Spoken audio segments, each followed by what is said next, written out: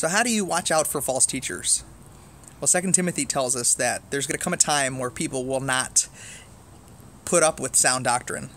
They won't put up with scripture and theology. They will only follow people that speak to their itching ears, that tell them what they want to hear. They won't feel conviction. They won't put up with sound doctrine. This is dangerous because the internet is full of these people.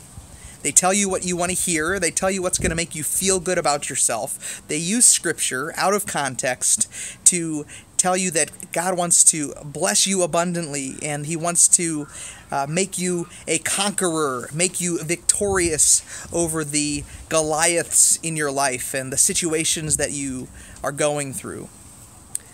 People want to hear that type of stuff, but they don't want to hear the hard stuff. They don't want to hear that God hates sin. They don't want to hear that people go to hell. They don't want to hear that it takes a move of God and faith from God himself to cause regeneration in the heart of man.